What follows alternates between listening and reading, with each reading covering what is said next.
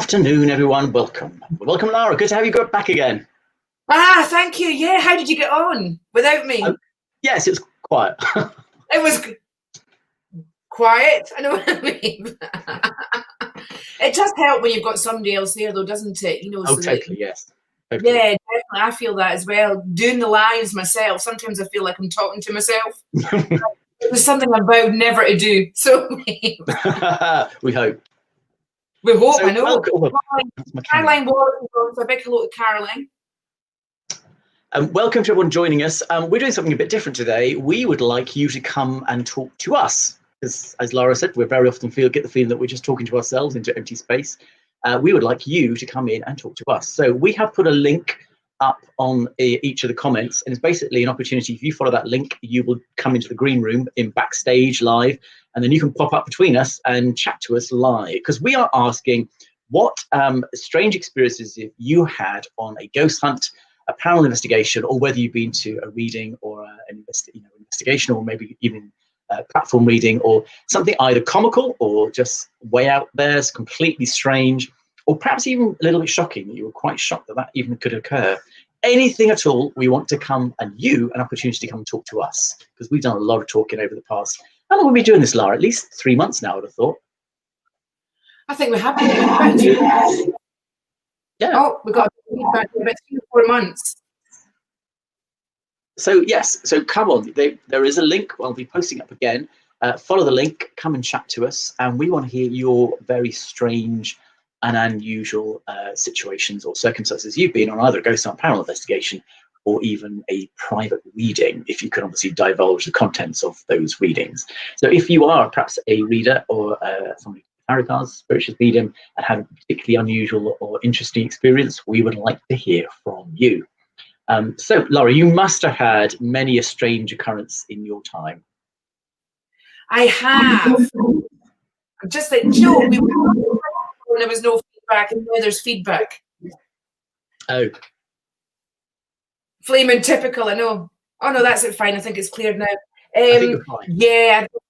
I know I was saying to you beforehand, a week past Monday, I think I had the worst client I'd had for years. I'm going to say that the worst client, I'm saying the worst attitude, you know, in making it really impossible in order to, you know, read for them. They'd only allowed half an hour for the reading, hadn't told me that. And there was a lot of, I was using Zoom at the time, there was a lot of interference, as in, you know, it was a terrible connection. She was in Manchester. She'd been on with a client. She told me she was off all week, so, you know, she had plenty of time and all the rest of it, but didn't actually tell me on the day.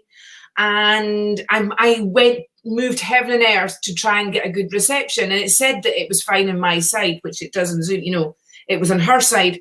And her attitude was so bad. We had allegedly 10 minutes for the reading. She demanded her money back and everything. And I was like, she's actually wasting my time as well doing this. But the best of it is, right, you know, I ended up, you know, just saying, no, hang up, I'm not getting into this because I value myself too much. And I've had some clients over the years that have been difficult. Usually they're the ones that need the most help. Can I just say that?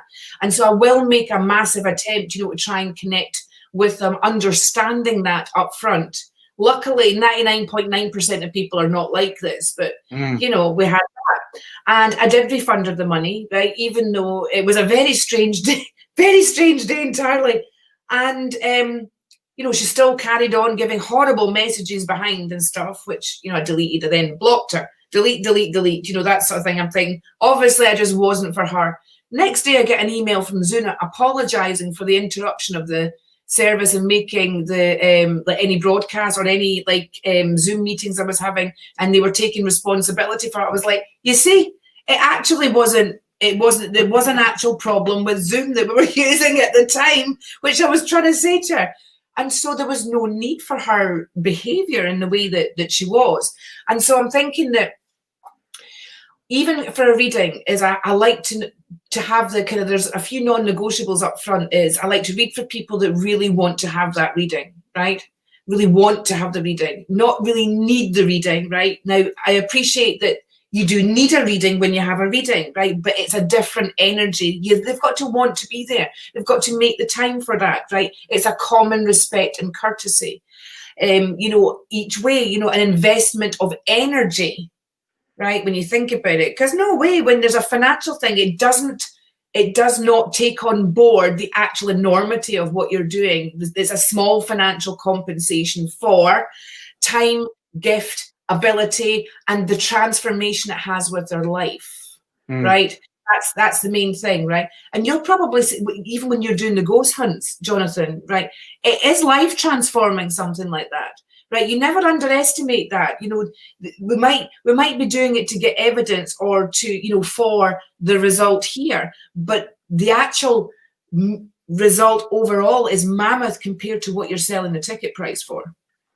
Absolutely. I mean, I've always considered us just facilitators of this whole process. So I take on the responsibility of booking the location, and I'm that boundary between the location, which is very nervous about doing this and very uncertain about letting people roam around the location after dark. And I've got to make sure all the health and safety is in place, as well as then produce the hospitality aspect so that it's an enjoyable event and there's refreshments and the toilets are working and even running around putting toilet paper in toilets, kind of stuff. And then if a customer doesn't feel well, looking after them, that sort of thing. And then at the same time, then another level is then you're trying to do this investigation, hoping you get some results. Sometimes just things don't happen. And then you've got that disappointment on everyone's faces, and it kills you inside when there's been a particularly quiet night. There's nothing you can do about it. And you just feel that people have had this one opportunity potential to look at this place and see what they can capture in terms of paranormal activity and not much might happen. And when you do the debrief at the end, you're looking for evidence to sort of try and, you know, correspond and see if you've got any correlating data, and nothing happens. It's like heartbreaking. It's heartbreaking when it happens. And then you get those moments, those moments when particularly it's always, this is obviously gender very specific, I'm a generalization, but very often a lady will come along and drag her boyfriend along, or maybe even the husband. They desperately going to ghost hunt, and they couldn't get anyone to go with them. They dragged the boyfriend, and the boyfriend presents himself straight away with the straight away. When you're doing you can hear the all the way through. But when they have their experience, when something happens to them, it blows you away, because you can see the complete U-turn from complete skeptic to, oh my God, I've got to do this again. It's the most amazing experience I've ever had. And that fills you with such joy, the fact that they've had an experience and they feel that the whole thing has been worthwhile. Absolutely. And because then they're seeing what you're seeing, which you get the absolute joy to witness. You know, they're only coming to that one ghost hunt. You're going to 1,000 ghost hunts, right? Doing the same thing, trying to, you know, well, probably doing different things in different, you know, places that you're going, right? But you are putting the legwork in, you're putting the mileage in for this, aren't you? Right? Get that evidence. And so they're really capturing or buying that time, that little time pocket to join you on that journey, you know, doing that. And you just hope, like you're saying, you hope they're going to have a good experience, that for that moment you share that amazing experience of getting that evidence. And you can't put a price on that. You just can't. Absolutely. I remember one time it was very early on, and God, I've been doing this over 15 years now, and there was an investigation we were doing in Southsea Castle down in the south of Portsmouth. And a lady brought her husband, who was ex-Navy and very grumpy and was sort of thought it was ridiculous. But there were several times throughout the investigation, he then reported, and other people reported it, but he used the word cordite, which was a word I'd never heard of. Then 3 times in a month, I heard that word pop up. And cordite is the smell of when gunpowder has exploded, and there's that smell. So if you've ever had fireworks or party poppers, that smell is cordite. And then he smelt it down in the magazine store and the tunnels that go around. Now, obviously, there hasn't been explosive on this site for hundreds of years. Well, let's say 100 years since its operation. And in fact, there was an explosion there in 1769, which is one of the reasons why Gosport then developed an entire explosive store, because basically it blew part of the castle up, and there were people living there. 17 people died. So for that very reason, gunpowder is not being stored at the castle. So there wouldn't be, let alone burning explosives, because that's just like health and safety nightmare. So the fact that he could smell it in places that he didn't know that actually were at that point a storage 200 years ago was quite strong. And he was blown away by that, because several groups then reported this, and it wasn't ordinary smoke. Ordinary smoke from a cigarette or a match is a very different smell of cordite. He was blown away. And from that day, he was a complete convert. And I always remember that, because it was the change in him from the beginning of the event to the end of the event was stratospheric. It was amazing experience. that to me, it's that feedback from that person when you feel their transformation, you feel that they've gone from where they were to a completely new place. I'm going goose pimples even thinking about it, Jonathan. That is just priceless, isn't it? Yeah, absolutely. You know, And then, yeah, sorry. And then I've had the very strange experiences, because obviously there's always been talk that if you're inviting a whole group of strangers to wander around very dark tunnels at night, all sorts of weird things might be going on, especially couples. I can say that I've never encountered that or ever experienced that I know of. It might have happened, I don't know. But there is a case that very often people get very nervous when they come on a paranormal investigation, and they have often gone for a drink before the event. Now, it's something we try and discourage, because we want you to be full sense. We want to have your full senses. And definitely, if we thought you were under the influence of alcohol when you arrived, we wouldn't let you in, because of health and safety, you're putting yourself at great risk. But it's very difficult if someone's gone out for a meal and had a drink. That's very difficult to try and differentiate between that and then you had too much, I'm not going to let you in. But I do know of one case where, in fact, this group came in, and I was a little bit suspect from it. And so basically I was stalking them the entire investigation, because I just wanted to keep an eye on them. I was a little uncertain. You don't want to confront them. You can't go, I think you're drunk. You have to sort of just watch them. And then I caught one of the chaps. He had a backpack, which is weird, that you don't generally carry all this stuff with you. He had this backpack. And in the dark, because luckily I was using night vision, I spotted him pull this pipe out and put it into his mouth and drink. And basically had a backpack of beer that he was drinking throughout the investigation. And I just catch him twice. And then I frog marched him out. And I pretty much read the riot act to the whole group, and they were pretty shell-shocked. And I said, you have a choice. He has been drinking and not coming back. Now, either you all leave or he leaves and you can go back in, because you haven't been drinking. And they were pretty shocked. I think my team was pretty shocked in my reaction, because it just defeats the object. What's the point of doing that? You know, drink before, what can we say? But drink during, that's just stupid. So, you know, if I'm ever doing a ghost, I like to, anything like that, I like to even lock it down further and not to eat food before they come within a couple of hours. Obviously, they're diabetic and stuff. That's a different thing altogether. And make sure to drink plenty of water, because you want to keep your solar plexus clear. Plus, you don't want to be having alcohol. You want to be sure about what you're experiencing, but you get some nasties in these areas, right? And if your vibration's off at all, which alcohol does do, right, and you're not even watching your own back, you can get attachments and stuff. You can come away with some nasty energy, can't you? Have you ever had that happening?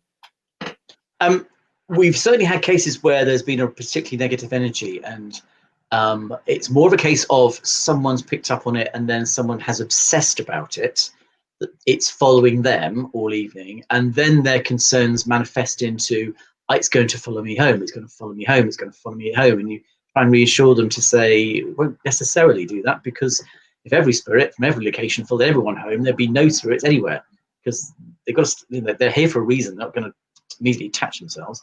And it's all about protection, then shutting it out and leaving it there. But sometimes there's no talking to them, and it's like, you've got to let this go. And particularly if they then get affected during the investigation, and sometimes people can feel very nauseated, potentially even collapse, we've got to say, right, you are out. And we won't let them back in. And if they think, and sometimes they almost like enjoy the fact that it's, oh, it's me, I've been affected. It's like, no, because it's like, if you're going to play that, you're out. You are not going to go back in if it's going to affect you, because this is not good for anyone.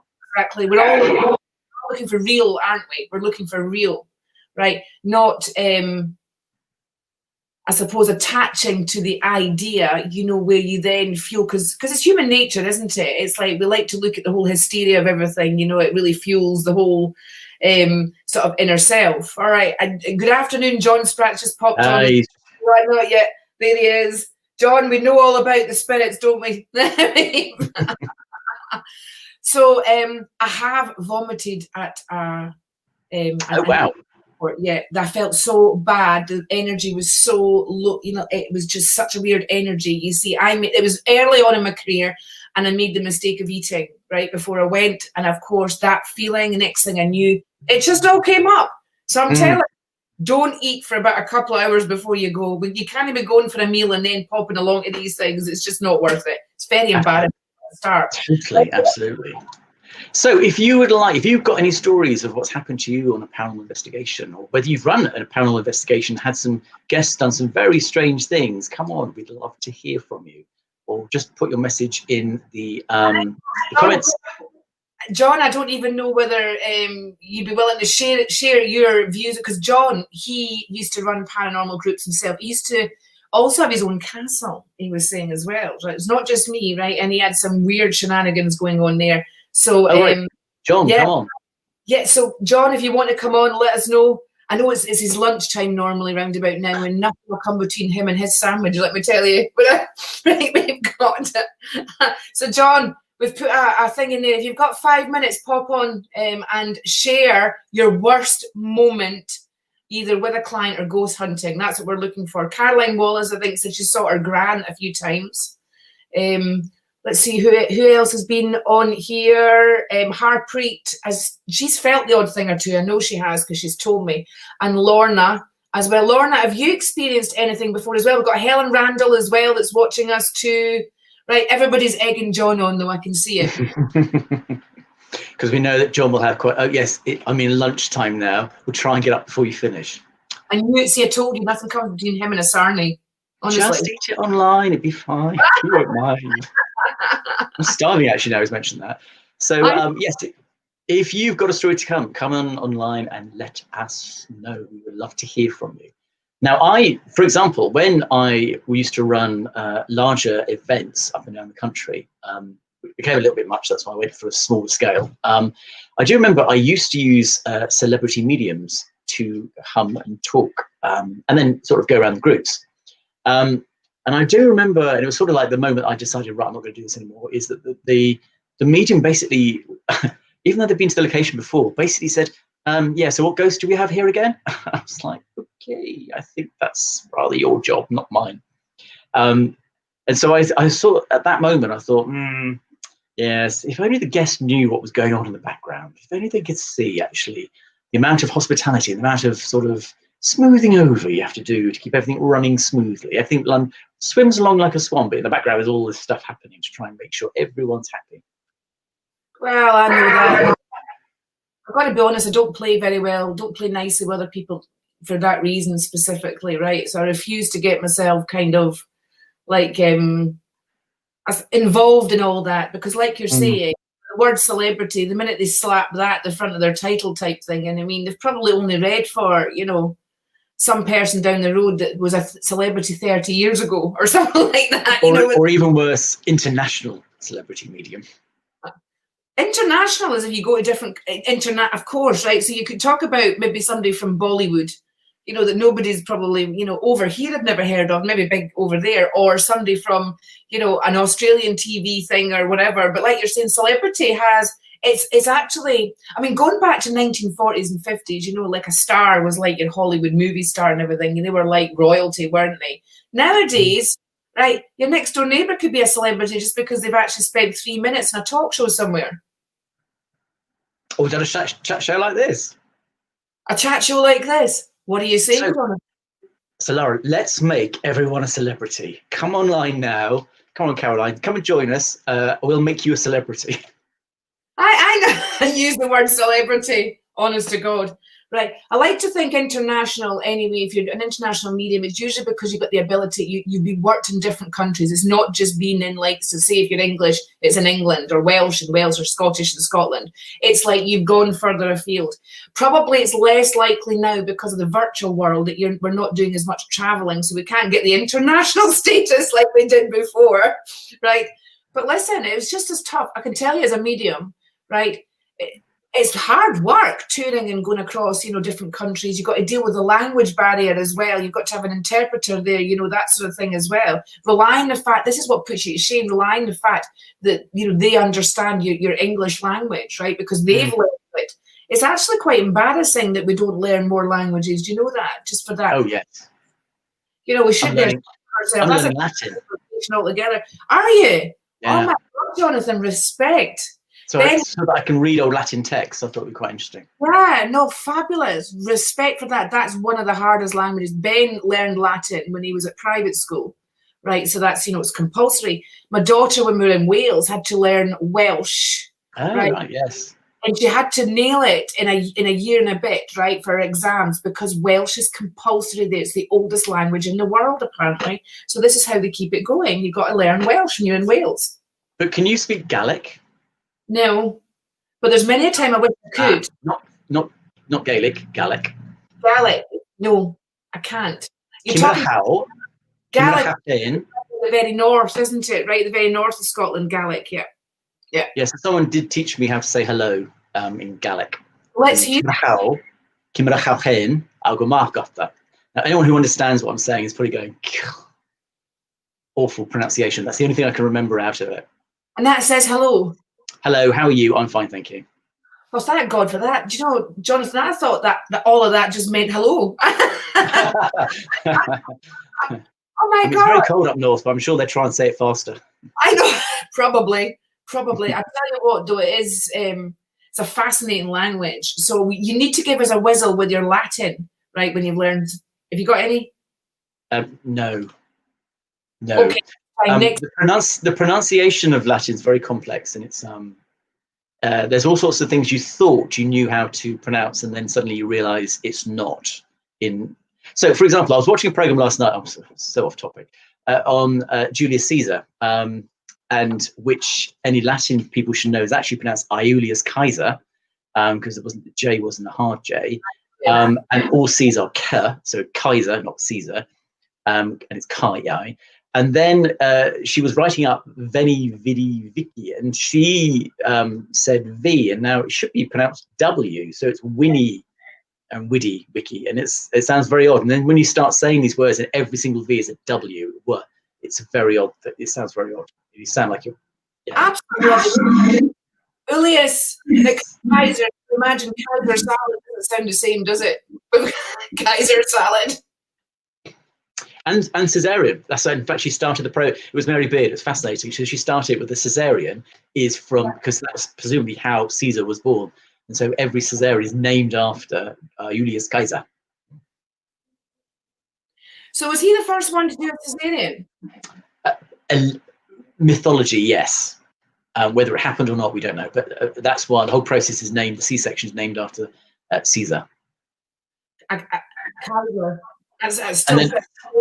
And then his name became Caesar, and that entered the parlance. And so Kaiser and Tsar is all from the fact it came from Caesar. Caesar. And his name basically became a title for dictator.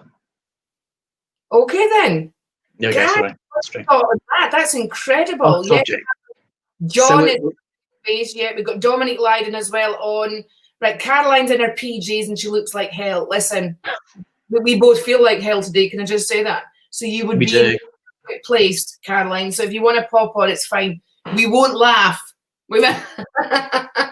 Actually, what you don't know is Jonathan's sitting with his PJs on from the waist down. I am. I didn't bother. There's no point in getting dressed from the waist down. I'm going to see. It's like I could ignore anything that's going on this side as long as I keep Lara in the picture. If I go full, you'll see all the rubbish that's on the side. Right. We won't ask him to go and get a book from the bookshelf so we can see what he's wearing from the waist down. Luckily, I can reach. That's true. But extra long arms there. Oh my God. I am well impressed with the whole Latin and learning Latin. I can't wait for you to actually say something in Latin when you're doing that. I think it's just an amazing language. And it's a toughie. That has got to be one of the hardest.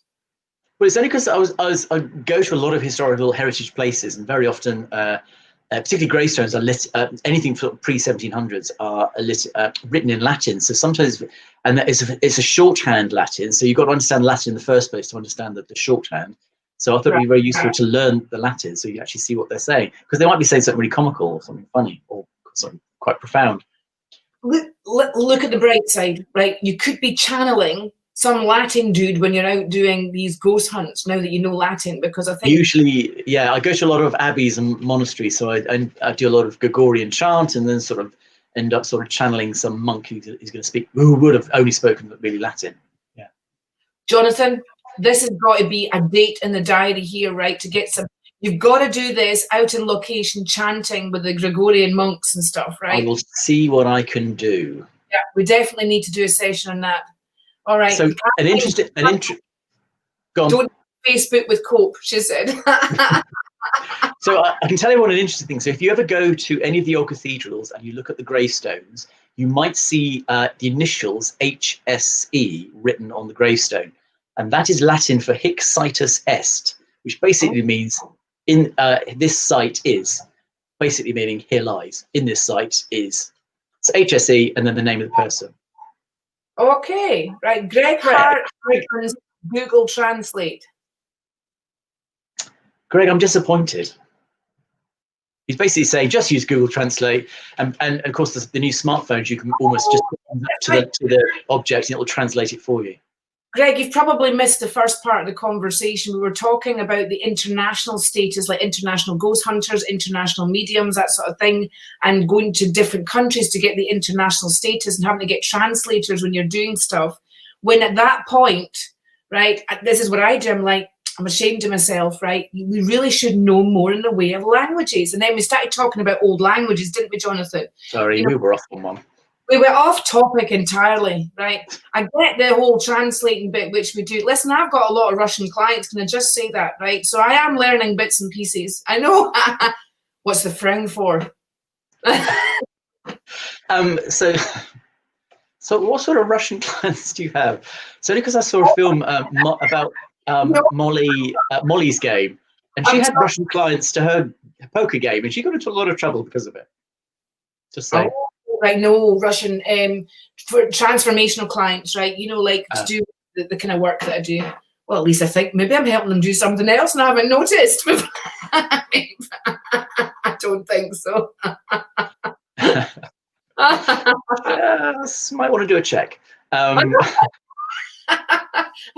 Oh my God, this is going to be a hell of a day, isn't it? I'm going to discover more than I thought possible before.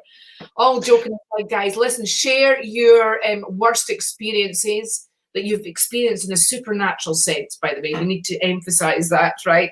Whether it's the worst reading you've ever had, whether it's the worst experience out in a ghost hunt, whether you've actually experienced something you can't put your finger on, but it made you feel really funny. So come on, tell us what the worst one you've been to, right? We've had the guy with the sucky tube and doing his and his backpack thing, right? I'm going to be eyeing up people's backpacks now. You know that, don't you?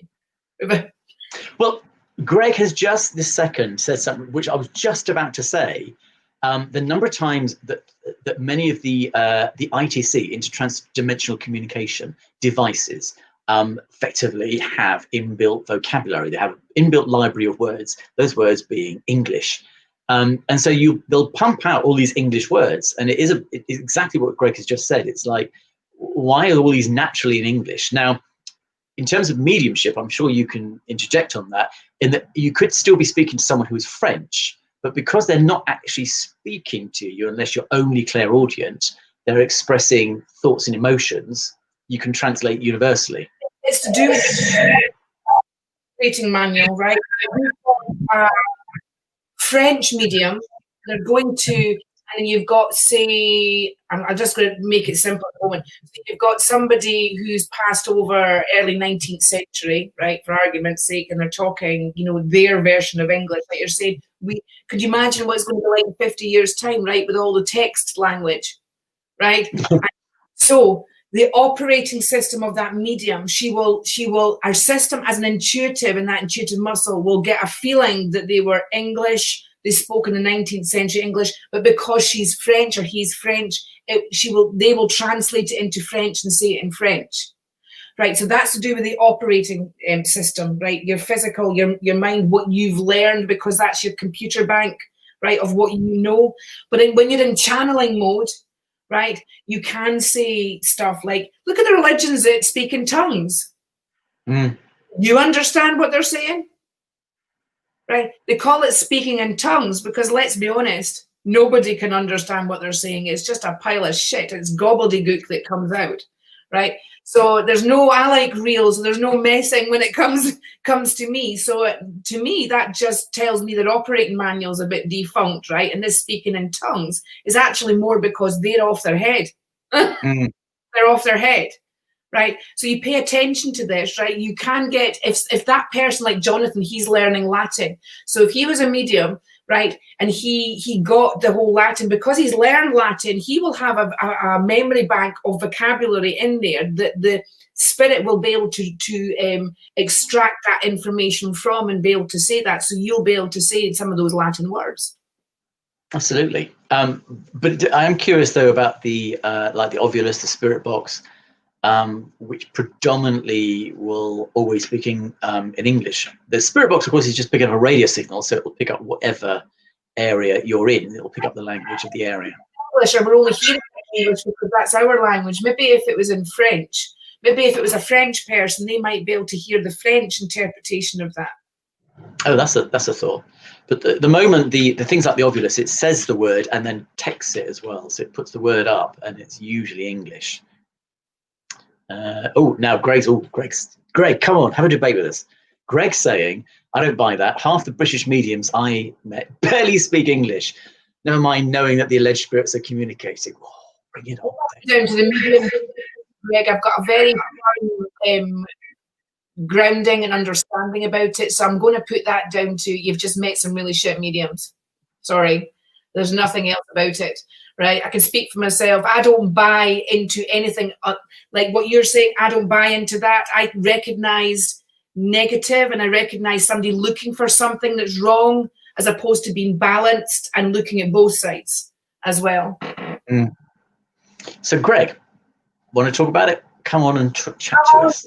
Yeah, absolutely. But there's some shit mediums out there that will pass it off as anything because their ego's in the way. It's as simple as that. Absolutely.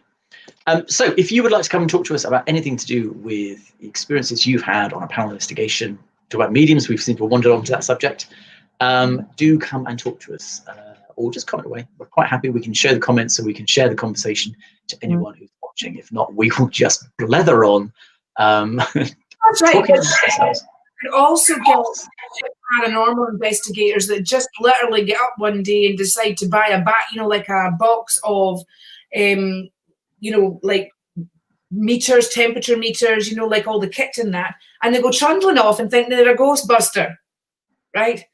So it's a bit like, I'm trained in this practically all my life. Let me tell you, I've lived and breathed it. Christ, when people in their teens, right, were partying, stuff like that, I was into human spontaneous combustion. I was into like unexpected stuff. I was off at crypts. I was doing this shit right from a really, really early age. I didn't just get up one day and decide to do it. The universe orchestrated that I ended up there.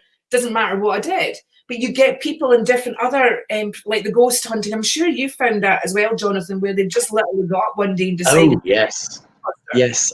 Because I've been doing this a long time and looked at the methodologies, scientific approach to recording everything we do. We have documentation of like 750 investigations. And then I'll get some groups that just rock up and they just say, just turn up at location. We won't supply you anything. You just turn up, do what you like, walk around. It's about, that's a ghost hunt. It's like, that's not a ghost hunt. And they'll sell out. And it's like, wow. And then, obviously with Facebook at the moment, everyone can go live, like we are. There's situations like, there's a group I've watched where they literally have an ordinary mobile phone and a torch, and they go off to places and they call that ghost hunting. It's like, okay, that might be the lowest form of ghost hunting, perhaps, but there's different. Exactly, there's like different spectrum, right? And we've all got to start somewhere. Right, so it's about integrity. It's about having that solid platform to build from. And Greg, if you mention love and light to me, I'm going to kick you off this call. I hate it when anybody says that. Right, I'm anything but. Just to let you know, we love and light, the fluffy brigade, I call it. Never send your emails, love and light. I'll never talk to you again. We've all got triggers, haven't we, Jonathan? It's like I'm going to put him up just to. Yeah. So, Greg, I would also then, yes, I agree with that. And there's a lot of, because you can get paranormal groups that then focus themselves on people searching spirit through mediumistic, and you'll get those groups and they will then validate themselves by using a medium. But you also can get groups that don't use them. And now there is this new group of Facebook of investigators who don't have anything, no equipment, no investigators, no PPI, public liability insurance, no risk assessment. They literally just go with a phone and they do it, and they are ghost hunters. And it's like, are we grumpy old people pissed off that other people are doing it better? Yes, probably are. But at the same point, there is a degree of spectrum of everything. So there are organizations that take incredibly seriously, will document everything, look at protocols and strategies and scientific methodologies, and there are people that won't. And again, the same spectrum must occur for the mediums as well. Those that feel that they have a gift and just employ it straight away, and those that have actually spent time to develop and train to fine-tune their gift. It is, and it is a training, and I'm not talking going and doing courses training. I'm talking it's a life training, right? There's never a day you get up and you have to strive to be better than the day before. You push yourself to go into that next level, right? If it doesn't feel like you've got a good connection, it's disappointing. I feel that well, it's also there to give me a shake and to, right, okay, let's carve this better next time. It's not the, and I don't mean because somebody said it's a bad thing. I mean, I can feel that in myself if I'm not able to get to that place. Sometimes you can read for others better than that person. That fascinates me. What determines a difference? I've been in rooms before where the connection's been so strong, you know, quite smallish rooms, so the energy is contained, and you can actually feel like they can, in fact, the client can actually feel their mum in that room, right? The reaction they get, you know, from them, and I'm just the in-between part, right? You can actually feel it between them, and they can, without you saying anything. Is just something that you can never describe to anybody else or do it justice. So when it's done properly, it is like that gift part. It's that tiny little grain of, you know, the golden nugget, as you call it. And I don't mean in monetary value. I'm talking in the human experience value, right? As you probably look for when you're out in that ghost hunt, you know, that connectivity where you get that evidence, where you get that feeling, and it's not just you that sees it, other people see it as well. It's priceless, like we were talking about before. There are many times on an investigation where the thing that has turned people have been so subtle. It's been unmeasurable, not immeasurable, unmeasurable. Very often, for example, we can be in a location and everyone can be in good spirits. And in the situation seance, sometimes I talk about this situation where there's a grayness to the environment once you're in night vision, once you're in total darkness. And then occasionally that grayness becomes pitch, searing black, and then it will lighten again. And the atmosphere change, we talk about the atmosphere changing, and it is impossible to measure. I have tried all sorts of measuring devices to measure this very subjective change from grey to black. And I've tried, there are no instruments, don't matter if you talk about REM pods or EMF, that can measure that change when suddenly your hackles go up and sort of, ooh, okay, and you feel an electric. Trouble is, if I say electricity, then people go, oh, REM pod. It's like not electricity. There was a palpable change, and everyone can feel it because it comes and goes. And you know, it's not like a change that happened once a night. It comes and goes and ebbs and flows.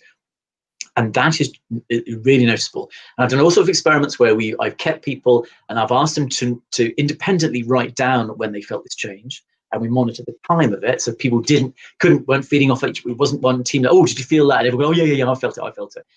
We run the experiments and this thing happens, but it's impossible to measure and it's impossible to show on any medium like this. You can't show it on TV. That's why most haunters have struggled.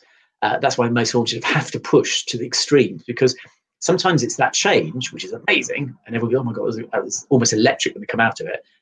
But you can't put this across in any kind of formal medium. Definitely wouldn't work on the lives.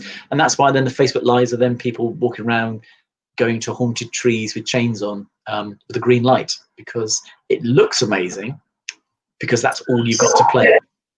That's right. I'm more about the word medium, Greg, means communicator, right? They're not a tool, right, in any way, shape, manner, or form, right? A tool is like something that you get in a box, and it certainly couldn't be described as a tool. Sometimes I feel like a tool, right?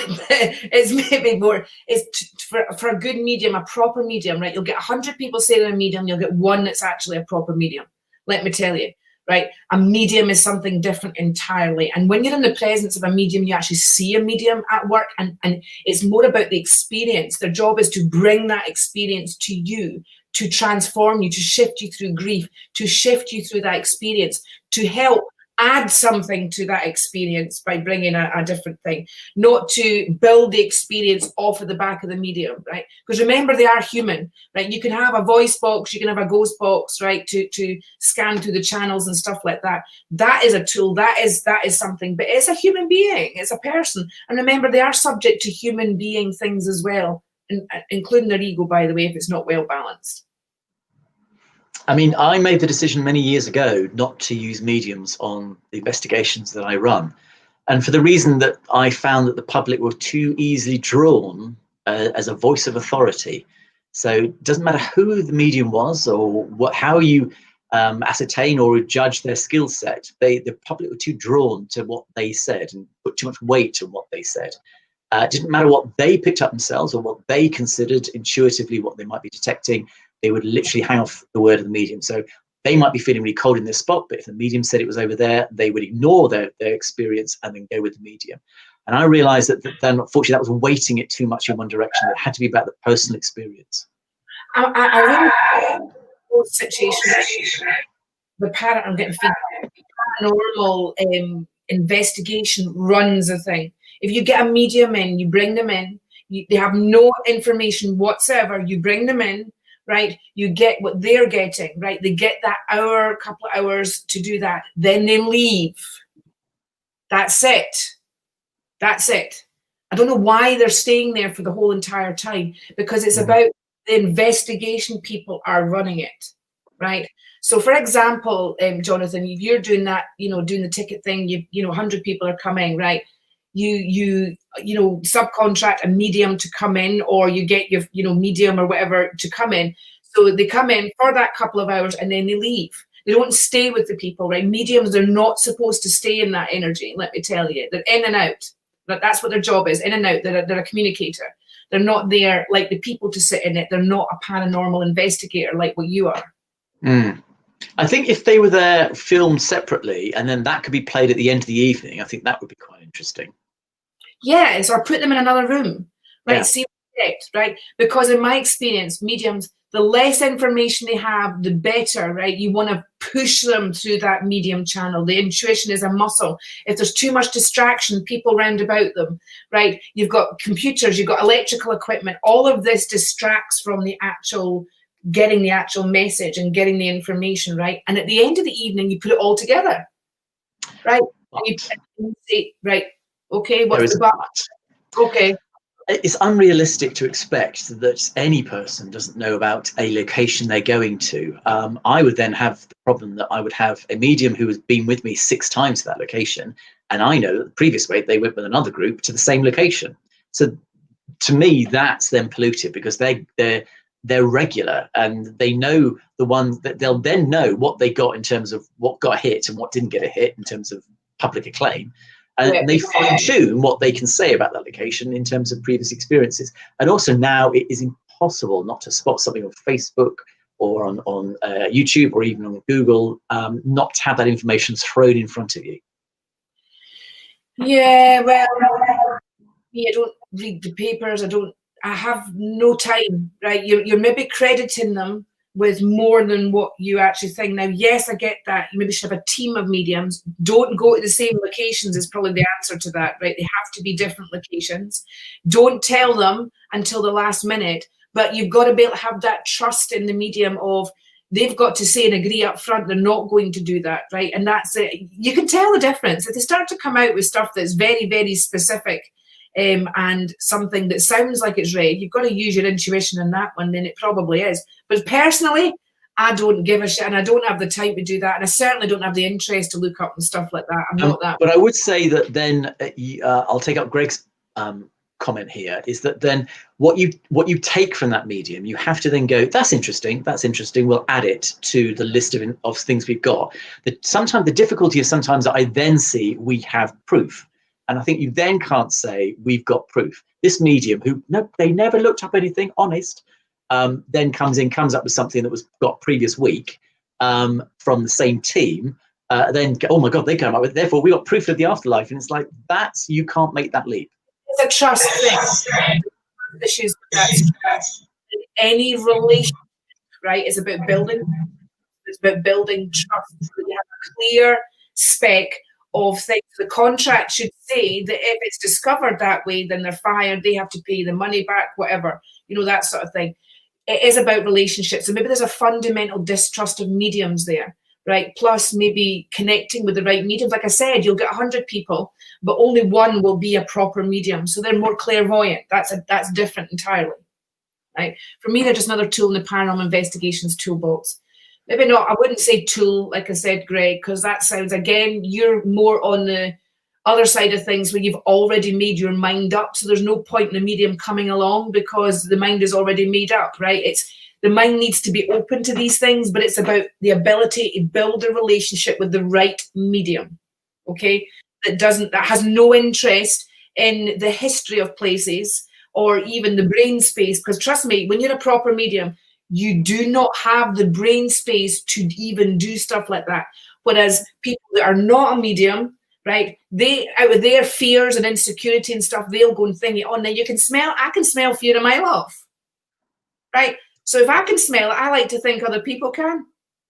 So I think I will also support Greg again, in as much as you wouldn't, for example, use one piece of equipment and then say that is evidence. And I think it's only by using an entire collection of things that you can produce an argument, not necessarily proof, just an argument that you may have got correlation of data that is producing a suggestion that you have caught something of interest. Notice all those little caveats all the way through. So I think as long as Greg accepts the fact that nothing should be taken as biblical truth, it's not about the conversion, it's about putting all the different evidence there, right? And let the public decide, right? I'm a firm believer in that because the truth is relevant to the operating manual, to the person that's actually seeing it. You see things how you are, not how they actually are, all right? It's as simple as that, right? Because, God, all the different people I've met over the years, but clearly you've had bad experiences with mediums. Greg's had bad experience with, I'm going to say mediums in inverted commas, because I'm going to say they probably weren't. Because if you had an experience with a proper medium, you wouldn't be talking like that. It's as simple as that. So another thing is, I think, audience, build it. Don't build it on the medium. Build it on you. Yes, right? absolutely. So that you've got, right, different things scheduled for them. You're building anticipation with the audience in the correct way. The medium's coming in, for a couple hours, do their thing. We're going to be using that apparatus in the ghost box over here. Let's see what that says. We're going to be going in, let's see what the temperature stuff says, in the background. Keep popping back to that. Maybe they're just boring as shit investigations, right? That you're relying too much on a medium to bloody well bring the excitement to the place when that's entirely wrong. That's it. So I think Greg has sort of agreed. He said it's just in terms of terminology. At the end of the day, we're trying to verify human experience. It can, if we can use the medium as part of that verification process. So yeah, it's all about effectively. I'll take. You bring a toolbox, and you're a joiner. You bring a toolbox, and how interested are you at seeing a joiner getting his tools out to do the job? You're not at all in the slightest. But if that joiner went, watch what I'm going to do with this tool, right? Yep, now that's different entirely. So I'm saying, I'm saying that you describe something as a tool, the audience automatically is going to be the. Okay, right. I think that, the expression of a tool, I'd say I was going to go even further and say a medium is a data point, a collection of data, and all of this data can be analysed at the end to produce a suggestion of something. Yeah, given a different perspective, right? Because everything's all different perspective, and you've got to cater for the audience are there, will all see things in a different way anyway, so you may as well give them the different perspectives and let them make their mind up.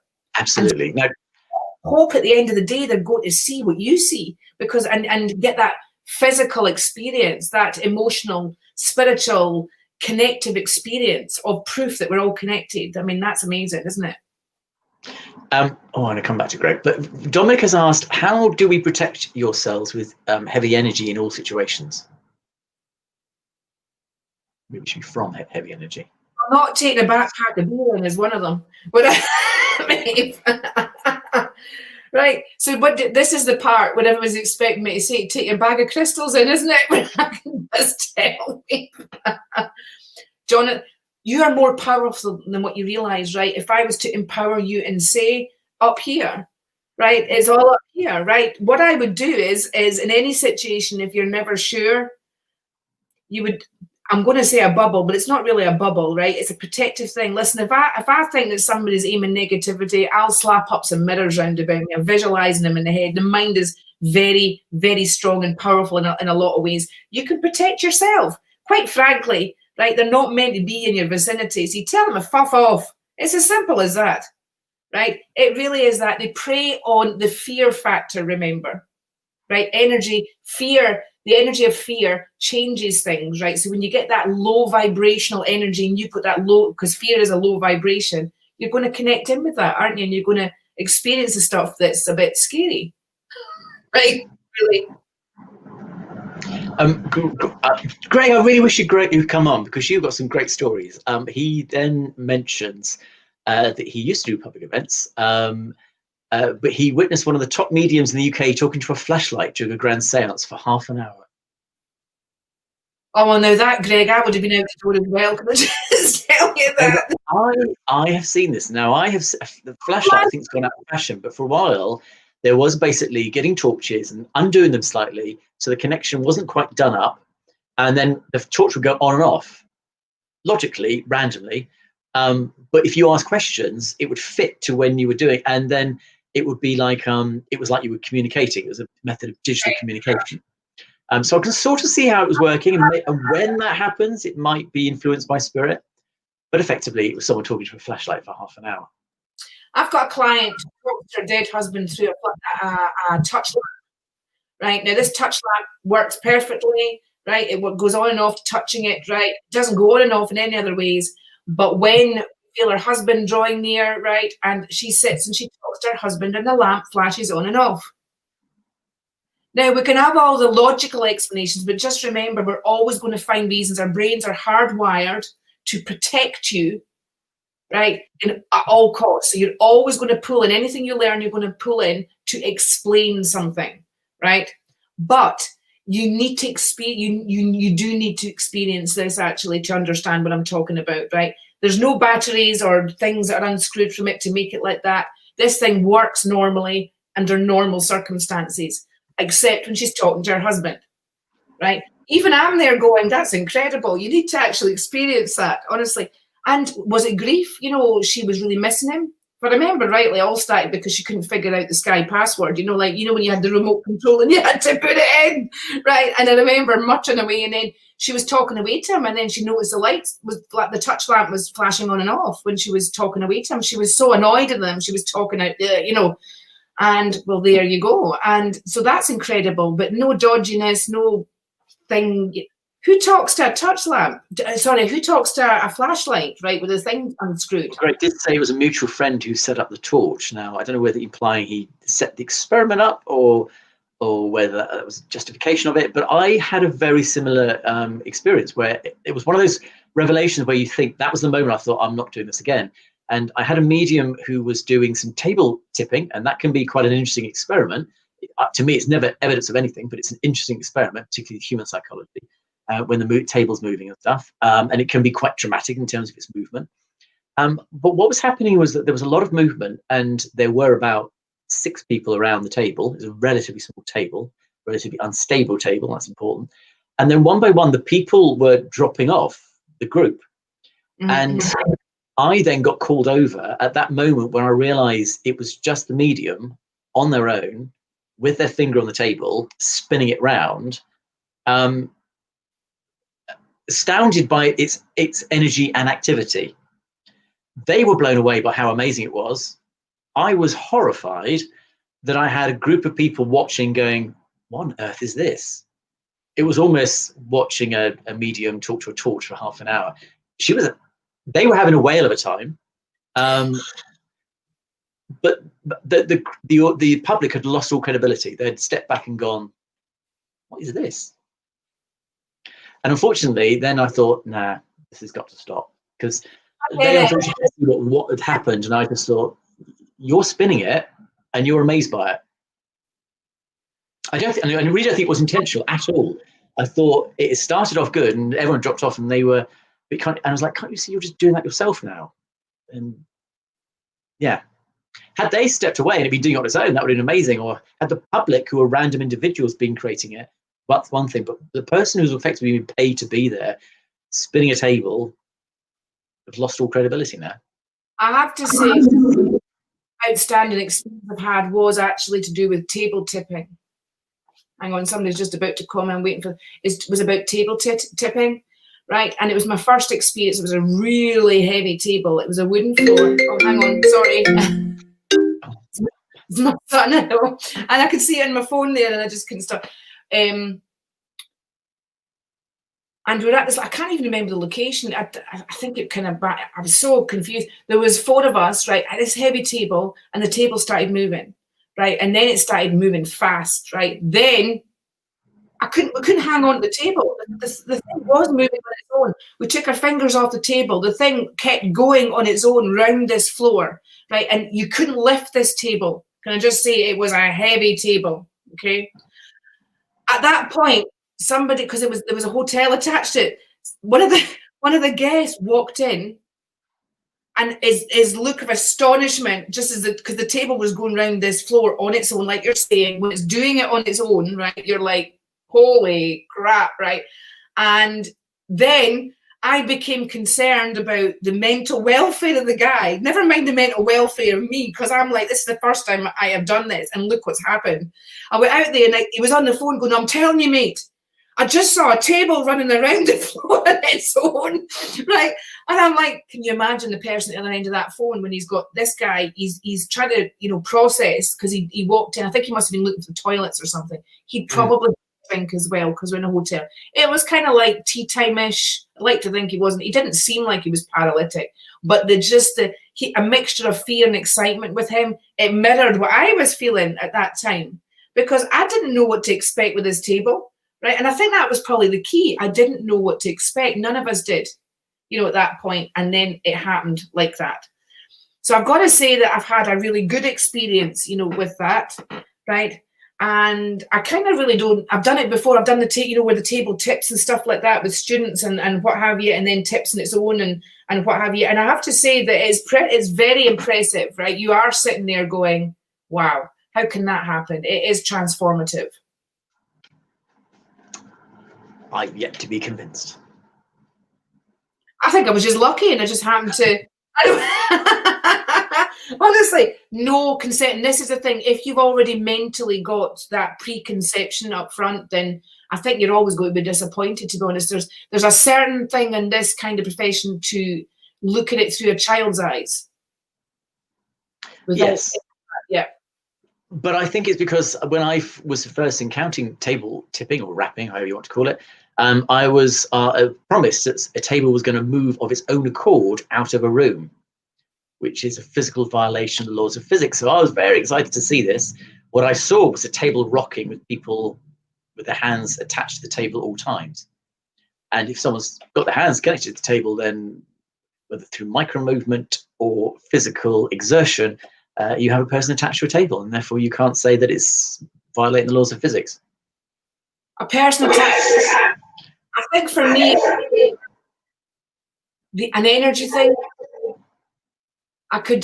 there's definitely an energy situation going on. Maybe at the time, I can't say specifically it was to do with a person that was making it move like in spirit, but I do know that there was some transformation of energy that happened. And did it actually move with no one touching it? Yeah. Okay, that's impressive.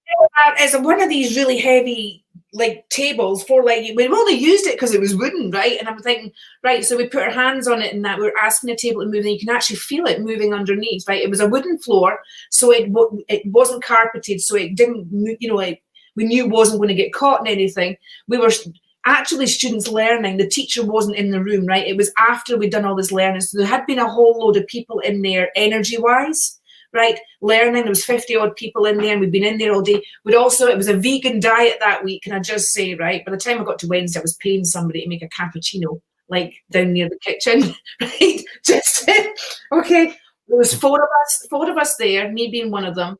And, it's just like playing when the teacher's not there, right? Only the flaming thing worked. Right, and it worked, and it ran around the room on its own because we couldn't keep up with it, Jonathan. I couldn't keep up with it at that stage. Right. Well, that I'd love to see. Me too. I'd love to see that again, because I think I've experienced that, right? I've done the table tipping part, you know, where it's often it tips and it balances on two legs as well, like with students.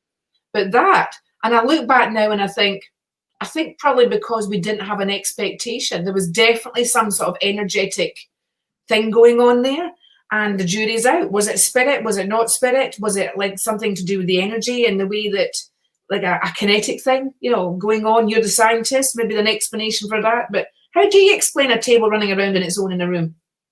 I can't. If no one was physically attached to it and there was no motorized devices at the bottom of it, then, or attachments, then it's violating the third law of Newton's laws of motion. One day maybe they're looking at this and this broadcast and going, that was me that was there. Obviously the guy disappeared and never saw him again. He's probably in therapy, or has been for the last 18 years, because it was like 18 years ago that was. Greg's got an interesting point, actually. He said that's a problem with modern mediumship. There are very few physical mediums now compared to the early 20th century. Absolutely. I do, listen, Greg, I totally agree with you there. I think the discipline has, because of, you've got the physical mediumship, the mental mediumship, right? I made a decision a long time ago when my children were younger that the physical mediumship side, I didn't want anything to happen, right? Because had 5 children that I've got to bring up, right? And so I had to keep a degree of alignment, you know, in a certain place, and protection. So I stuck more with the mental side of things. But I think you're absolutely right, Greg. I think the disciplines associated with the physical mediumship side have gone a bit out the window because of it. So you might want to look back, Greg, at a conversation we had with Dr. Jack Hunter about when he sat in a group circle in Bristol and witnessed physical mediumship. It was quite interesting what he said. And we will be having a medium on in a few weeks' time, Andrew Grant, who has done physical mediumship and trance mediumship. So I will talk to him about that. That'll be quite interesting.